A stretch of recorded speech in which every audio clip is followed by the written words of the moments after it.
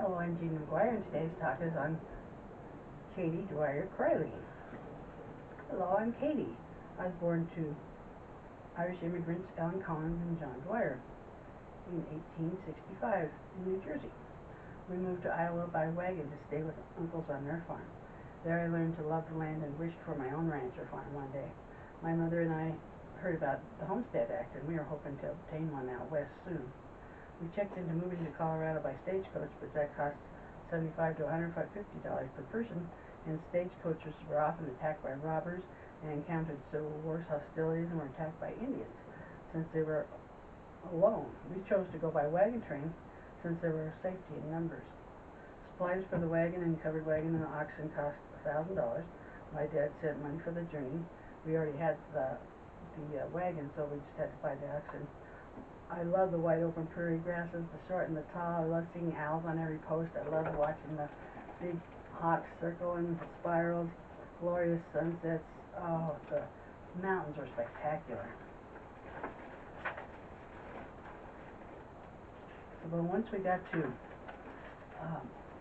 Silver Plume, Colorado, where my dad was mining, we found that the tents were cold and wet, and it was just horrible there. And so we didn't enjoy that at all.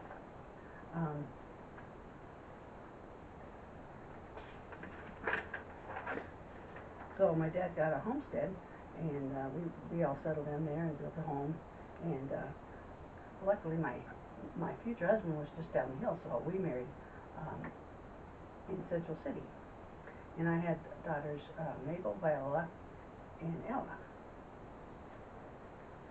And the teacher boarded with us so that our kids could have some schooling.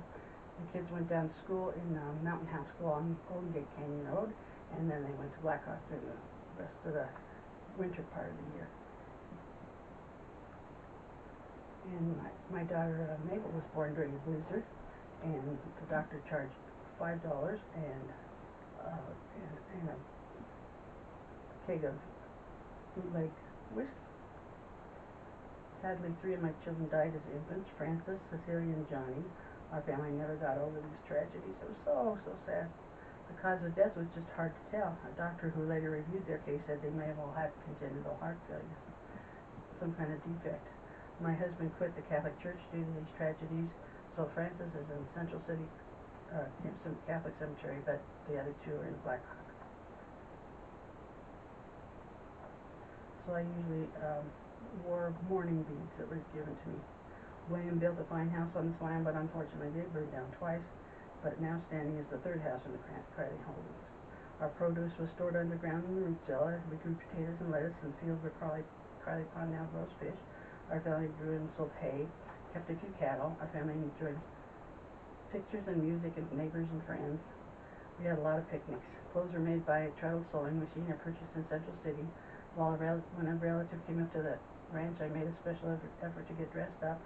I managed this using outdoor plumbing, candles for light, big tubs and washboards for washing, with water heated on a wood stove, water carried from a well, and we put the iron on the stove and then we ironed the clothes, so it was hard work getting dressed. Daughter Ellen married Harry Gallagher in 1909. They moved to Kansas to run a grocery store and raise a family, and their children would come to run the ranch. And Mabel married Kenneth Glassman, a railroad man, in 1919. They honeymooned in their tent and caught a lot of fish. And Viola lost her fiancé in a flu epidemic at 1918, but was able to find love again with Hugh Leslie Gillickson, a local rancher, and they were married in 1919. William ran the bootleg whiskey business. Bootlegging was rampant in Golden Gate during the Roaring 20s with hundreds of illegal stills.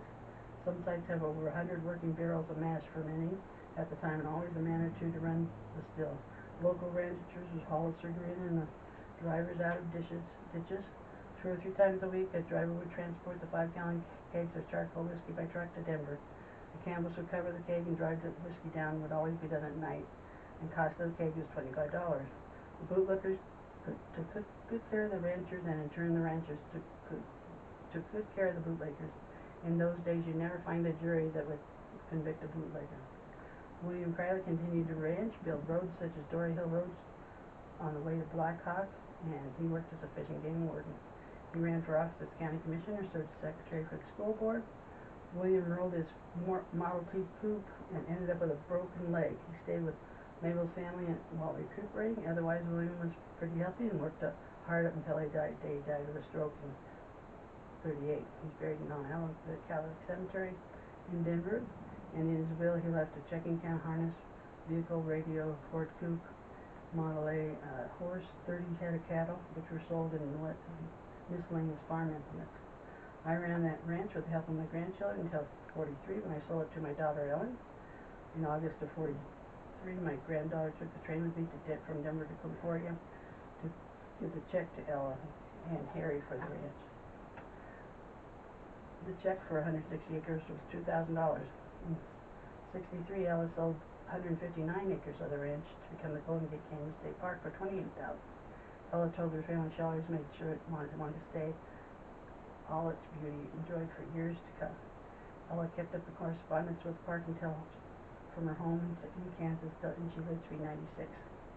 In 1946, I attended the funeral of my brother William. Kissing goodbye, I said, "See you soon." While riding in the last car of the funeral procession, the car carrying me was struck by another vehicle, and I was killed at the age of 81, a widow for 8 years. I'm buried next to William at Mount Olivet Cemetery. In 2005, the Crowley family placed a historic monument on the Crowley overlook to Crowley Pond. If you would like me to talk about my relatives, you can contact me at Jean at mylegacywomen.com, and please like and share this video. Thank you.